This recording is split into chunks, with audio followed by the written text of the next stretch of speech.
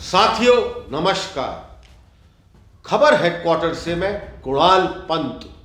संभल सिर्फ एक जिला नहीं, उत्तर प्रदेश की उस बदलती तस्वीर का प्रतीक है जहां शासन का मतलब अब सिर्फ कागजी आदेश नहीं बल्कि जमीन पर दिखने वाला एक बदलाव है। एक समय था जब संभल की पहचान अराजकता, अव्यवस्था और भय के माहौल से जुड़ी थी।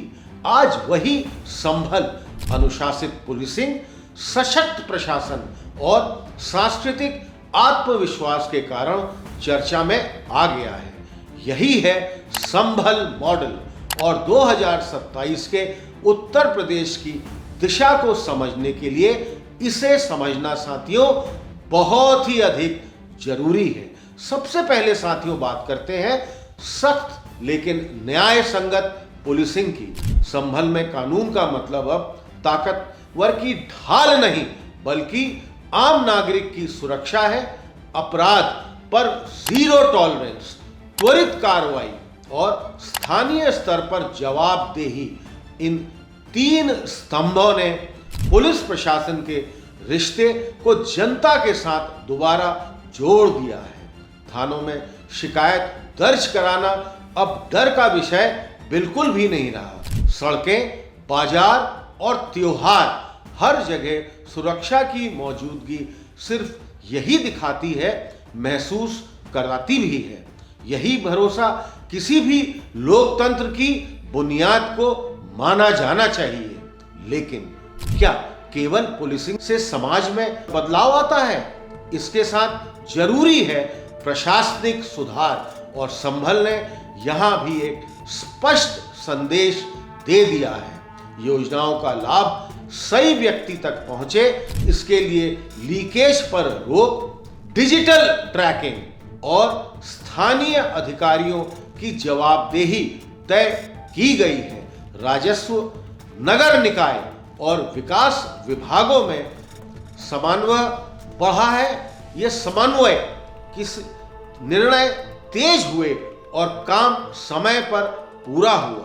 नतीजा यह भी है कि सड़कें बनी, जल आपूर्ति सुधरी और सरकारी दफ्तरों के चक्कर कम हुए।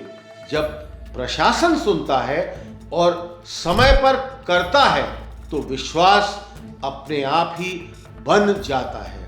अब आते हैं तीसरे और सबसे अहम पहलू पर, जो है सांस्कृतिक पुनर्जागरण।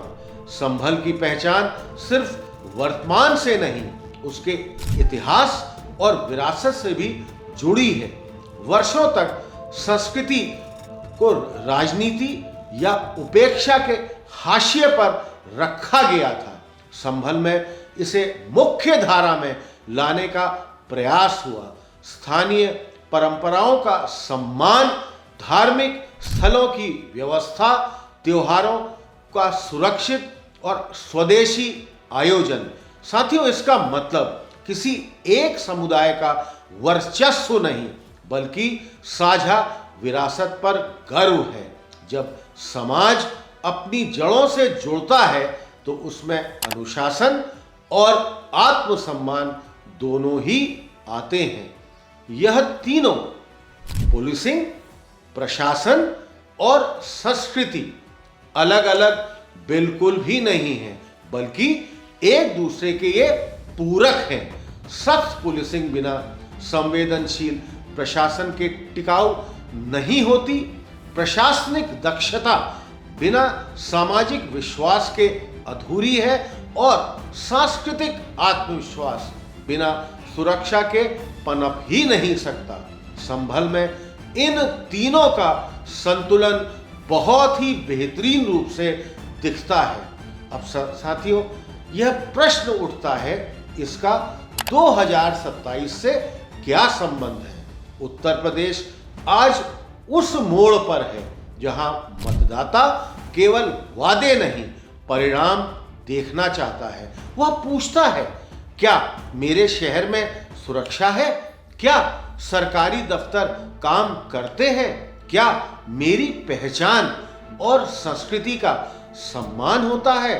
संभल इन सवालों के ठोस जवाब जरूर देता है। अब यह समझना जरूरी है साथियों कि सख्ती का मतलब दमन बिल्कुल भी नहीं होता। नियम सबके लिए समान हो, यही सच्ची सख्ती है। और संभल में संदेश साफ है, कानून से ऊपर कोई भी नहीं है। यही संदेश निवेश को आकर्षित करता है, युवाओं को अवसर देता है और समाज को स्थिरता भी देता है। अब साथियों, अगर हम इसके आगे की भी बात करें तो युवा मतदाता जो 2027 में निर्णायक भूमिका निभाएगा, वह भावनाओं से ज्यादा अवसर देखता है। उसे सुरक्षित माहौल चाहिए, रोजगार की संभावनाएं चाहिए और एक ऐसा राज्य चाहिए जिस पर उसे गर्व हो। संभल का अनुभव यह बताता है कि जब शासन स्पष्ट दिशा से चलता है तो अवसर अपने आप ही बनते जाते हैं। साथियों, संभल मॉडल कोई जादू नहीं है, बल्कि राजनीतिक इच्छा शक्ति और प्रशासनिक ईमानदारी का एक परिणाम है। इसे पूरे उत्तर प्रदेश में लागू किया जा सकता है, हर जिले की जरूरत के अनुसार, लेकिन मूल सिद्धांत वही रहेंगे। कानून का राज, जवाबदेह प्रशासन और सांस्कृतिक आत्मसम्मान। साथियों, आगे सोचने वाली बात यह है कि 2027 का चुनाव केवल सरकार चुनने का चुनाव नहीं होगा, यह तय करने का चुनाव भी होगा कि उत्तर प्रदेश किस रास्ते पर चलेगा, अव्यवस्था और तुष्टीकरण के पुराने रास्ते पर या संभल जैसे अनुशासन, विकास और आत्मविश्वास के रास्ते पर। साथियों, आपको भी इसके बारे में अवश्य सोचना चाहिए, क्योंकि संभल हमें बताता है कि बदलाव संभव है। सवाल सिर्फ इतना है, क्या हम उस बदलाव को आगे बढ़ाने के लिए तैयार हैं? और हाँ साथियों, इसी तरह के वीडियोस देखने के लिए आप हमारे इस चैनल को अधिक से अधिक संख्या में सब्सक्राइब करिए, हमें लाइक करिए और हाँ साथियों, कमेंट बॉक्स में जाकर अपने कमेंट आप हमको लगातार पोस्ट करते रहिए। बहुत बहुत धन्यवाद।